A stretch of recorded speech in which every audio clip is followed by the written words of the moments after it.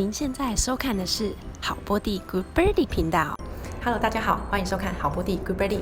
今天呢，我们要来讨论的是养鸟前我们需要做哪一些功课以及心理上的准备，才不会因为一时的冲动买下鸟宝后，才发现鸟宝并不适合自己。快跟着好波地一起来看看有哪一些需要注意的事项吧。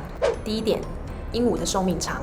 像平常我们看到的小型宠物鼠，寿命大概在2到3年；中小型的鹦鹉寿命大约10到15年；中大型的鹦鹉寿命约30年到80年以上。但对于培养感情来说，算是一个好处，可以有比较长的时间来培养感情基础，比较不会太快面临到宠物要离开的问题。但在这么长的寿命中，我们就要思考，我们是否有时间可以陪伴它们呢？因为鹦鹉是一种非常喜欢互动的生物，聪明的程度有3岁到7岁人类小孩的智商。如果真的没有时间的话，建议养2只或2只以上，让它们可以有一个伴。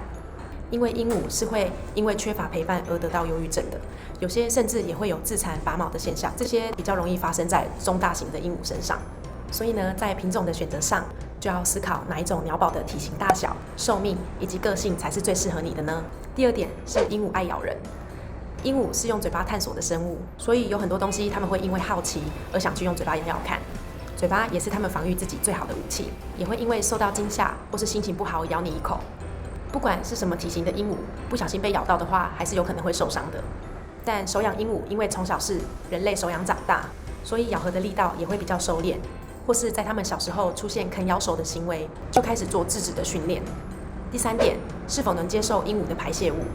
鹦鹉排便的时间大约每20分钟就会排便一次，可能会站在肩膀的时候，就会直接在肩膀、头上或是任何地方直接上厕所。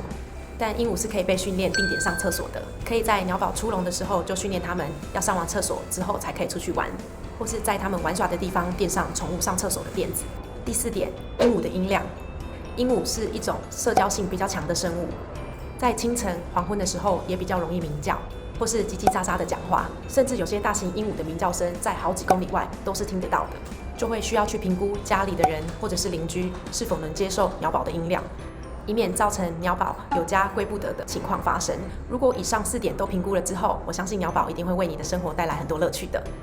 你们家有哪一些鸟宝呢？或者是未来你想要养哪些种类的鹦鹉？欢迎在底下留言告诉我们。好波地 Good Birdie， 我们下次见。